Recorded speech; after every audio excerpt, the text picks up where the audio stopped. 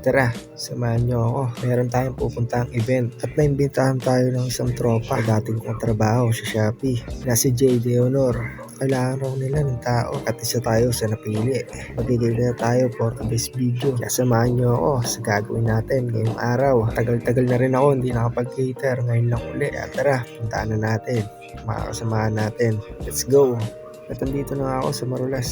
Makakasama ko nga pala, yung makakasama ko rin dati sa Shopee. Makakasama ko nga pala dyan, si Lucas, si JB, si Jay, si Patrick.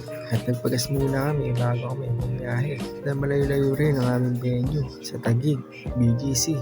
At nandito na kami sa venue. At tignan nyo naman hanggang saan nakaabot ang siomai ni classmate. Siomai rice ng classmate, nakaabot dito ng Taguig ah. At sinilip ko nga yung event place. Dahil 700 packs daw ito. At sinabi sa amin sa briefing, expected magiging crowded. At habang inihintay pa namin ang truck na gagamitin sa event for catering services, pumunta muna kami sa smoking area. Mag-iosing muna mga kasamahan ko. Yung habang nagbibideo nga ako dyan, may naka-ready. Si Lucas Raimundo. Kasama ko nga pala, si Domeng. We are Opang. B, one of us. Ang cute, gagi. At pumunta na kami sa aming spot, 7 place para makapag-setup na. Nag-prepare ng mga gagamitin namin at para makakain na rin. Hindi ko na-expect yung event na to. Na halos puro foreigner ang aming kliyente na pagsiservice namin sa event na to. Pagtapos namin mag-setup, tapos rin namin kumain. Nag-ikot-ikot muna kami dito malapit sa aming pinag-caterin. Malapit lang pala kami dito sa Grand Canal at di na namin napuntahan dahil bigla kami kailanganin para makabalik agad kami. At pabalik na kami. May nadaanan kaming tulay at tinitingnan ng mga kasama ko ng isda at hagisan daw ng pagkain. Dahil wala naman ang pagkain, nagpisik lang ako ng laway ko. Pasakaling umamo. At andito na kami, nakabalik na at nakapag-setup na uli. Kakaibang setup ang nangyari. VIP. At banraping nga kami dito at sinabi nga 700 packs. Pero pag tinignan mo naman yung place, hindi ko rin lubos maisip na magkakasya yung 700 packs dito.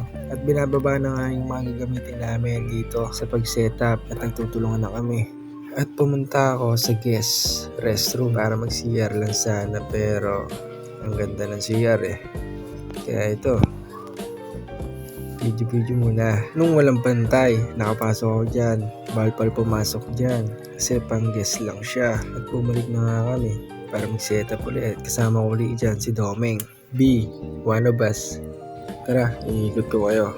Kanya-kanyang busy muna ang mga tao dito para mag-setup dahil hinabol din namin yung oras na 4:30 call time for briefing bago mag-start ang event. At tapos na nga kami mag-setup. Hinintay na lang ang mga bisita.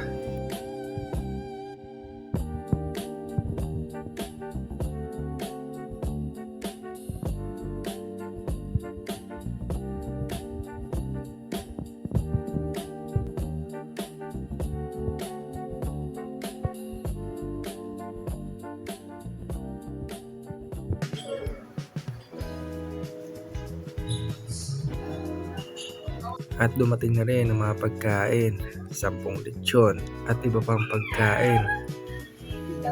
At pagpalit na rin kami ng aming susuotin para sa cater.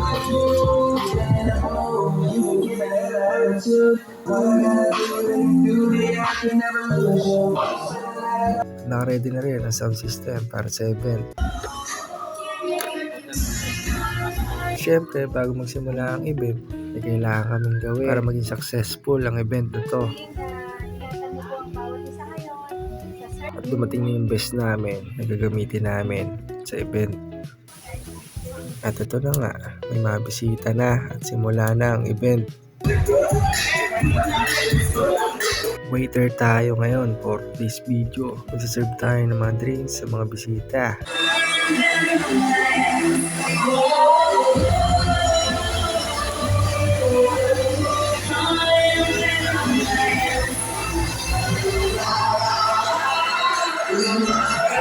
At habang nagpa-party na ang mga bisita at tapos na muna kami ngayon mag-serve ng mga drinks. nakiki-enjoy kami at nakiki-party muna kami. Kahit pagod na kami, time na yan, in-enjoy na lang rin namin kahit papano. Dahil after nyan, magliligpit kami ng mga sinaserve namin sa kanila. Sa totoo lang, sabihin ko sa inyo, wala namang madaling trabaho. Lahat paghihirapan mo. Nasa iyo na lang yun.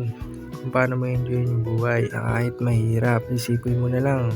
After ng hirap at sakripisyo mo, sure naman ako, may magandang kapalit. Magtiyaga ka lang, sasang-ayon rin sa'yo kahit hindi mo ipilit. Sa bawat hirap, sa bawat sakripisyo mo, marami ka natututunan, marami ka may experience bago mo makuha yung buhay na gusto mo. Piliin mo lang rin yung mga nakakasama mo para may maganda rin mangyari sa buhay mo. Lahat pwede mong samahan, pakisamahan. Pero hindi lahat makakatulong sa'yo. Pero hindi ko naman sinabi na umasa ka sa ibang tao. Sarili mo pa rin, kakampi mo at makakasama mo. Bonus na lang kung may tutulong sa yung tao at na-appreciate nila yung pakisama mo.